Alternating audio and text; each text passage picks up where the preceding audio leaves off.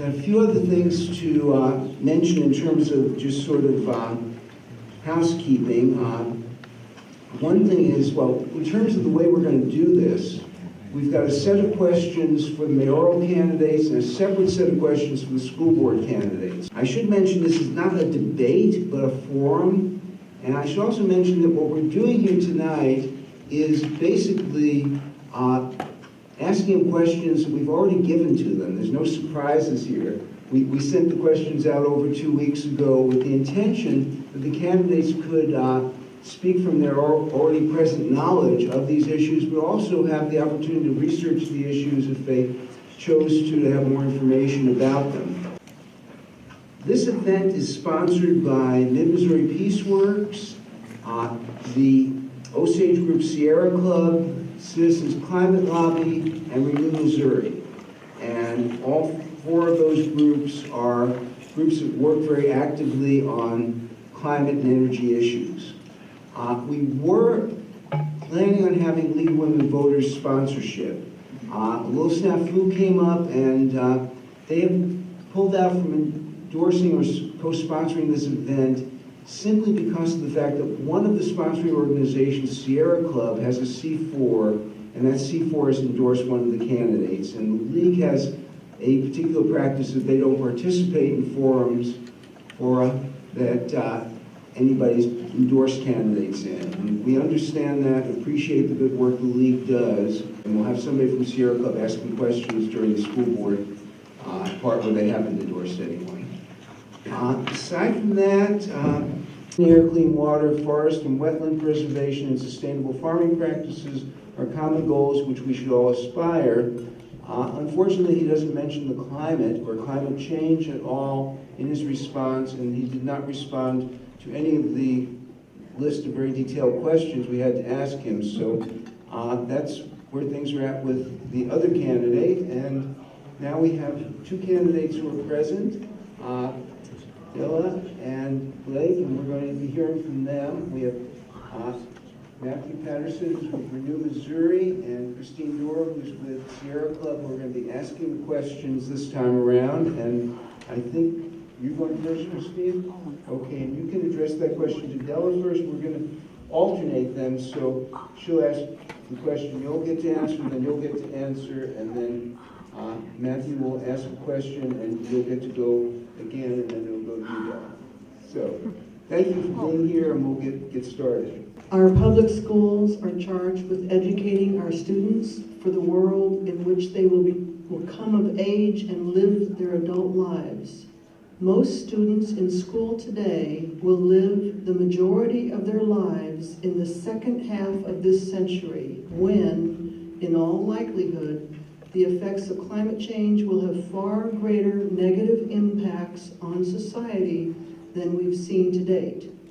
Question: do you consider it a duty and/or moral obligation for CPS to take steps now to minimize carbon emissions and to do so as quickly as possible? If so, generally speaking, what actions would you take as a board member to address this? Further, do you believe that the administration, faculty, staff, and current school board are as aware of the situation as they need to be? And if not, what would you do to remedy this gap in awareness? And you have 2 minutes. All right, thank you. I'm going to first just simply introduce myself as Della Streety Wilboyd. And as many of you are aware, I have worked with the USDA Forest Service and the National Park Service. And one of our biggest issues have always been the climate change, global warming, as well as some of the other things. But to get right to the point on the carbon emission, it contributes to climate change, which have had serious consequences for our human and their environment. The burning of the fossil fuel releases the carbon, and it's going to reduce the greenhouse gases. And so in answer to the question, I think that we should make every effort to inform and educate our students about climate change and effect. there's many ways that we can do that. So many times, people do not quite know what carbon emission is, and they will say, how can we help?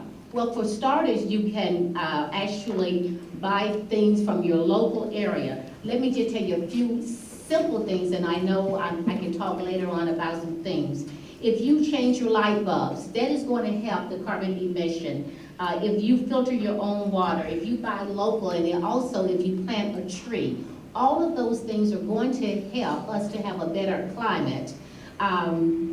It said, do you believe that the administration, faculty, staff, and current school board are aware of the situation? Yes, I do believe that we are aware of the situation. However, we must educate everyone to let them know that this is a very serious matter and is going to be here when we leave this earth. So therefore, we should do all we can to make sure that we leave the future, the generation, as good, if not better, than where we are today. I will further talk about it a little bit later. I know I'm probably down to about 20 or 30 seconds, but if I have a few more things, I want to just simply say, one of the other things is to filter your own water. There's just a massive amount of things that you can do. So thank you for asking me that question. All right. My name is Blake Willoughby. I'm running for Public School Board at Columbia Public School Board, as you guys probably know. I am a young man, as you guys can probably see. So I am really concerned about climate change and what that is going to mean for me as I grow up and for my future kids as well. And that reason being the fact that we do have to foster an environment that is going to continue to give back to us, and we can continue to give back to our future generations. When it comes to if there's a moral or duty obligation, I would say yes, and not just CPS. As humans, we have that. This is our planet, and this is what our home is, and so we have a duty to continue having that home and treating it with respect.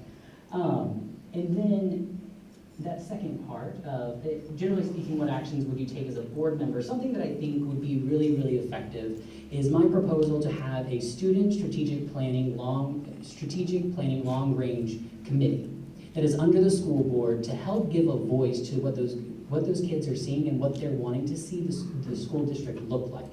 And the reason why I think that is important, especially in a climate change issue area, is because they are the ones who will be dealing with it in the future. And so we should be listening to their voice, and they should have a voice in the decisions we are making here in the district. And lastly, when it comes to do our administrators and faculty and staff in the current board are aware of this problem, I think they are very aware, but just like I am, I'm an artist and I'm a doctoral student in there. I don't know everything about climate change because I'm not a researcher in that field. And so I do think that we need to be better educated and learn and strive and reach out for that information from those that are more knowledgeable and who are specialists in that field. So thank you all. Second question, you have a minute to answer this. As you likely know, the City of Columbia is in the process of drafting a Climate Action and Adaptation Plan, CAP.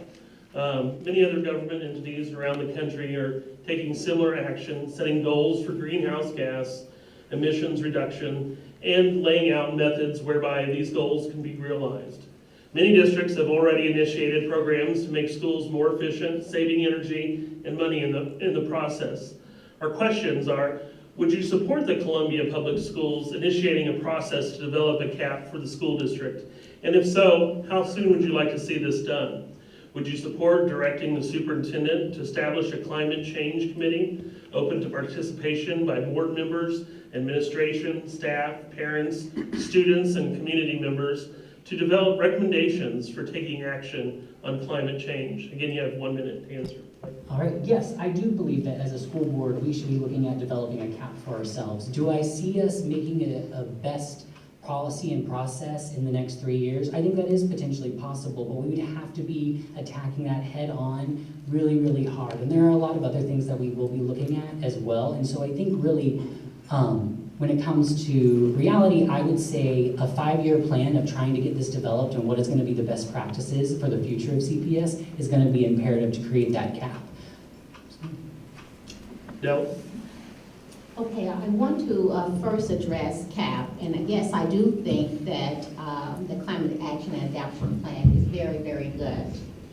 But what I want to say is that there is a long-term trend that indicates that the climate is changing and our world is driven by the global greenhouse gas. The concentration of the carbon dioxide has surpassed the level that was last observed many, many years ago, and is going to stay here unless we have things such as CAP. Now, you did ask the question, would you support directing the superintendent to establish a climate change committee? No, I will not direct them. I will communicate and let them know that this is something that is very important to our environment. This is a four-part question. There are many specific steps that can be taken to reduce CPS's carbon footprint and reduce waste.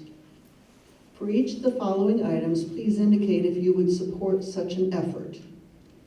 1, would you support pressing the 2 utilities, Columbia Water and Light and Boone Electric, which provide your electricity, to become 100% renewable, or at minimum obtain a very high percentage of renewable energy, and augment the renewable energy available from the utilities by adding solar electric production on our school buildings?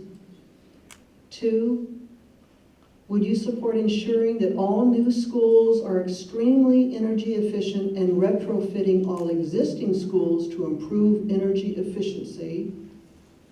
And 3, would you support reducing the CPS's transportation carbon footprint, including student as well as employee transportation? This would include reducing vehicle miles traveled, promoting walking, bicycling, carpooling, and public transit, implementing anti-idling policies, transitioning to electric vehicles powered by renewably generated electricity, and/or other options you think should be pursued. 4, would you support introducing climate-friendly food service, including initiatives to increase plant-based and lower meat recipe menu planning and food waste reduction programs, reducing waste, including the massive use of styrofoam and single-use products? You have 6 minutes. Okay, to answer the first one, pressing the utility companies to have, to become 100% renewable. What I mentioned on that is that I needed to feel that I could talk more with the utilities company. I think that you know that I am for climate change and trying to do all I can for the environment. But I cannot answer that question that would I press the utility companies. I would like to see what they have in place, what they are doing, and then from there to see if we can make it become 100% renewable. To answer 2, I wanted to say yes on improving the energy efficiency and retrofitting. I think that we should consider adding energy efficiency equipment to existing schools. But at the same time, we must keep an eye on folding the curriculums in and the funding source. All of these things are very, very good to do, and we should do it. We should not wait next week, next year. We should start doing these things now. But we must always look at teaching and educating. You asked a question about reducing the CPS transportation carbon footprint. Absolutely, to that question, I think yes. I think that we all know that some of the things that can really hurt us is, that is one of the things, the cars and so forth. I think that you can make a difference. Actually, a few things I wanted to mention is keep an energy efficiency home. Little things that people are not even recognizing, changing the light bulbs. All of these things are gearing towards those emissions and the carbon dioxide and so forth. You can adjust your thermostat. You can use the energy sources. You can purchase carbon. Is that what I have left, sir? Yeah. Okay, thank you. When purchasing a new car, you can, in fact, look at your energy efficiency. But let me go, I wanted to speed it up a little bit by saying, we can walk, we can do the bicycling. Those things are very, very important. In introducing climate-friendly food and services, I think that we can do that, and we should have initiative through the Columbia Public School to buy locally, to make sure that the things that we eat will be very important. We can even have a greenhouse, and so saying those things, there are many more things I wanted to talk about from talking to your family, but the biggest thing that I think that we are not doing well is educating the people how important it is. And so, yes, we do need to make a change. We do need to have a plan, but we do not need to take it upon ourselves to tell the scientists what they should and should not do, because there are research out there that clearly can tell you how the partnership and the things that you can and cannot do to make us have a more healthy environment. Thank you. All right. When it comes to CPS specifically pressuring the utility companies here locally, I do think, as Della stated, that we as CPS and as the board need to see what the utility companies are doing and seeing where we can collaborate together to enhance it. I do think, though, that if this community wants to pressure the utility companies, the community should, and we should be fostering the knowledge and the information to help the community in that area, because we are teaching our kids, and we should be teaching our kids about climate change and what it is going to be doing. And then they take that information home and they share it, and they're excited, because every kid is excited when they learn something new, because they want to come and they want to tell you, because they're like, look what I learned today. And I do think something that we can do as CPS is really looking at if we can implement Missouri's PACE program that we have going on when it comes to solar panels. I think something that we have to look at in the area is budgets and making sure that we are not pulling away budgetary money that goes into curriculum, and making sure our kids have the resources that they need when it comes to mental health issues and when it comes to reading interventions in those areas. But I do think when there are excess funds that we should be looking at as well to address this issue. I also think that the community can help us. If the community is wanting us to see CPS really head this on, then I challenge the community to put up a ballot initiative of raising the taxes a little bit to help us have those funds specifically for renewable energy cost and making those implementation change in the buildings. And then when it comes to the buildings, I think we are going to be building new schools throughout the next couple of years. We're looking at overcapacity in many different areas. And so whenever we have new buildings coming up, I fully do believe that we should look at what is the best way to make those the most energy efficient as possible. That's not going to overstretch the budget or the bond that we have for building that building, but ensuring that's the case there. When it comes to our older buildings, I think that's a little bit harder. And so I think that's a conversation of long-range planning that we have to do. And something that I want to backtrack a little bit that I didn't get to say in the 1-minute response is that I don't fully think that we need to force there to be a committee on climate change, but I do think allotting slots on our finance committee, our policy committee, and our strategic planning committee that we have just already under the board would be very important to have that voice to help us make those decisions and how we move forward, because they would be able to tell us on a policy level what that looks like. How do we long-range plan for that? How do we create the finances for that? And what the finances look like of the benefit cost of doing those implementations. When it comes to reducing our carbon footprint, I served on our Public Transit Advisory Commission for the last year. And majority of what the conversation is on that committee, or that commission, is we need to have an integration of the city bus system with the school's bus system. And to me, that is really important, because what that's going to do is, right now we have double busing. The district is busing in the city, and the city is busing. And I do have to say, by having all the cuts to the busing system, we're not having the most efficient busing system either. But if we're able to implement a good busing system that takes out the double busing, allows not just our students to ride it to get to school, but our staff can, our teachers can, and other people who are visiting the schools can, because then it makes it more accessible, because they're actually stopping at the schools themselves. And then the district can focus on using our buses and allotting that money to the areas where the city buses do not go, instead of doing the double busing that we have. Am I over time?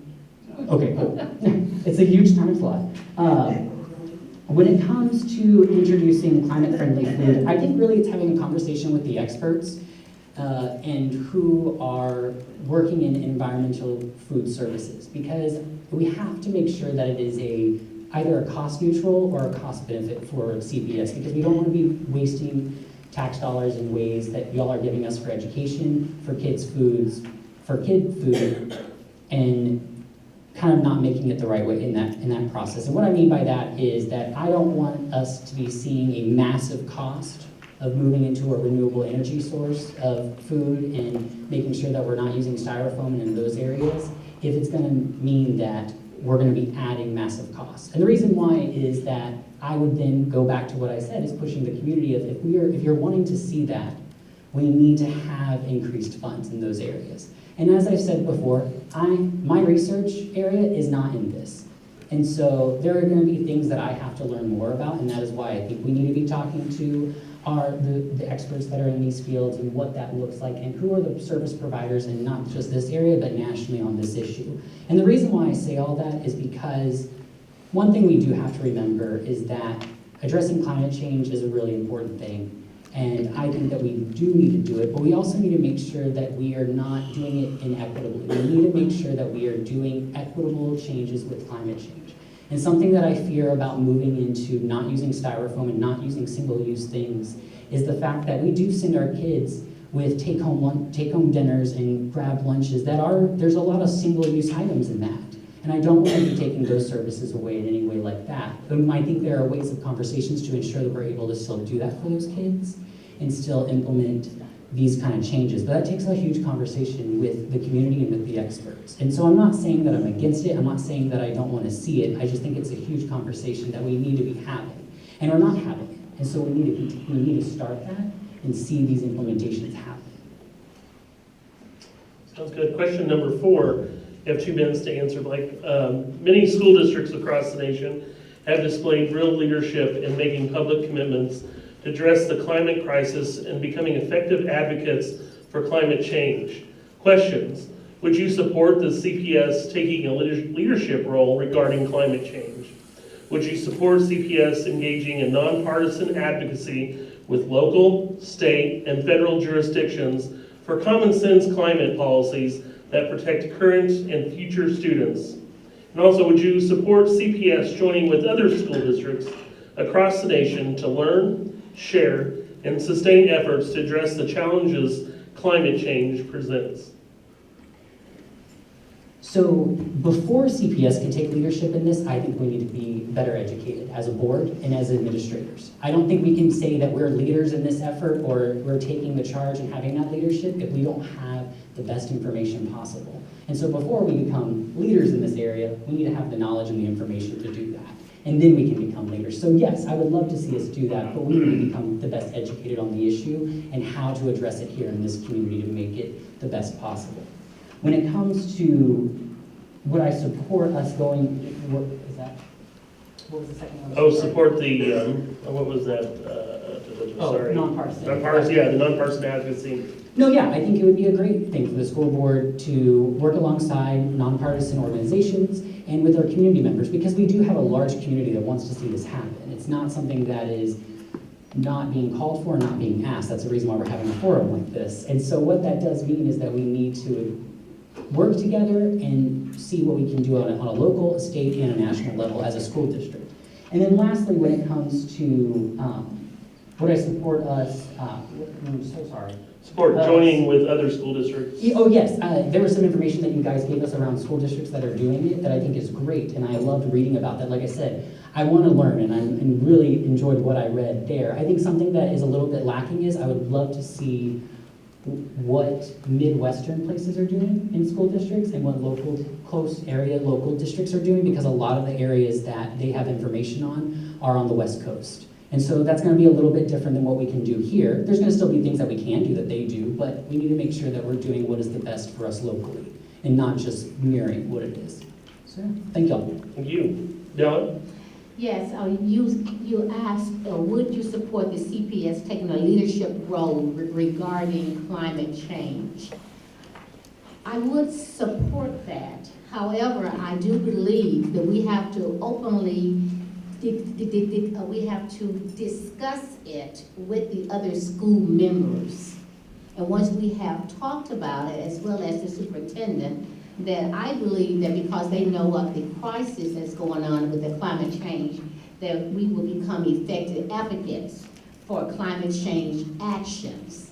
And so therefore, not only should we take a leadership role, but I think that the community as well should take a leadership role. Now, moving on to would you support CPS engaging in nonpartisan advocacy with others? The answer is clearly yes, but all of those things take time and strategic plans. It also takes information and understanding. So the answer to that is yes. Would you support CPS joining with other schools, the district across the nation? It is all over.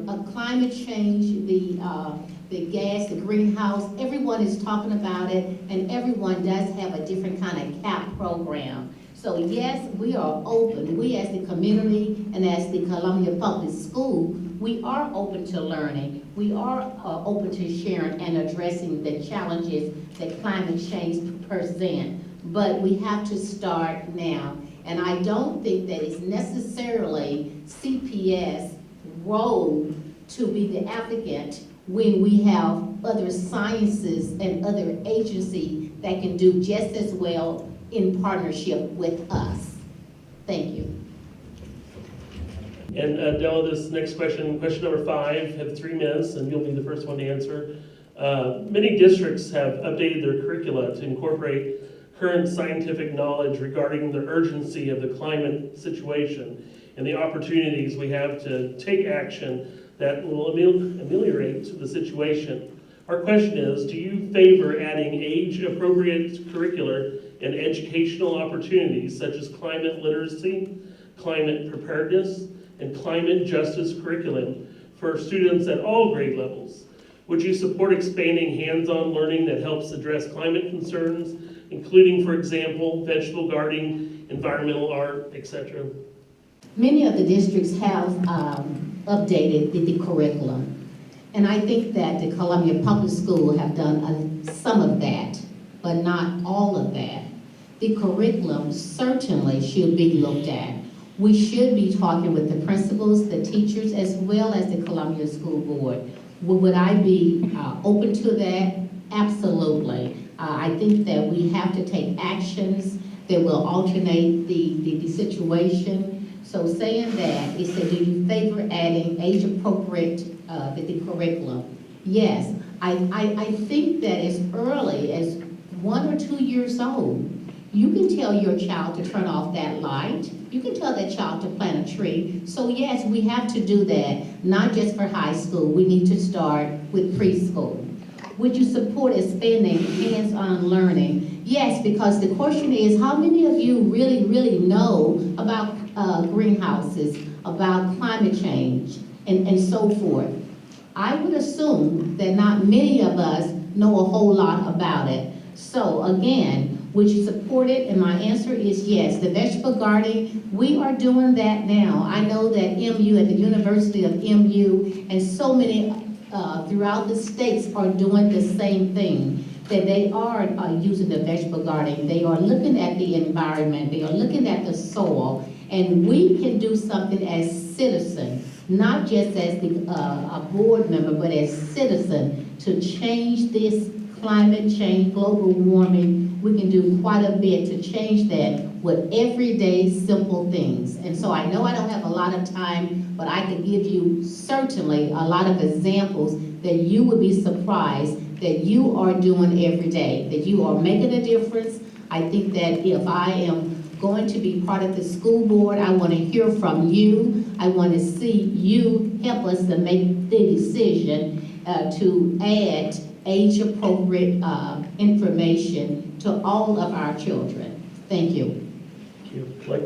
All right. I completely support bringing in the research that is out there and the research that is supported in making it age appropriate for our kids in the classrooms. I think that is vital to having this dialogue and giving them the information and allowing their creative minds as they continue to get older solve the problems of the future. And that is what they're going to be given and doing. And so we have to give them this information, because without giving them the information and teaching them how it looks, they're not going to know. I think something that is really important about this, though, is we've seen a lot of curriculum changes recently in the district. And so a lot of our teachers, there are different rollout plans that have happened in those curriculums. And those curriculums I'm talking about are with math and reading. It's not around science or climate change. And so when it comes to this specific issue, I would like to make sure that we're doing a rollout of the curriculum that is well maintained and not forcing our teachers to have to learn something and not be able to best effectively in the ways that they know in their classrooms how to teach that kind of information. And so ensuring that they have the time to learn that curriculum the best they can so that they can teach our kids the best, and so that they know clearly what that information is and they can use it to their best knowledge. When it comes to hands-on learning, I'm an artist, you guys. I love hands-on learning. I think community gardens and the plants that we have been growing in the district of different schools are great. I loved when I went into a classroom. They were like messing around and rolling around, and I really wanted to join them, but I was dressed nice, and I was a school board candidate visiting them. And when it really comes into all of that is because adding the arts into STEM and in these conversations allows, as I've said, our kids to uniquely and creatively solve the problems for the future. And I know some things, I saw some heads shaking in disapproval of some of the things that I said. I will say I am committed to this, and I'm willing to learn a lot and wanting to do. And the reason why I say that is because just last year, MU's theater department, I was one of the co-organizers of bringing in the Climate Change Theater Action Play series that we did. So it's not that I'm not willing, it's just that I am. And I wanted to see us move in the right direction, and I want us to see us move in a direction that is going to benefit not just our kids, but the entire community as well.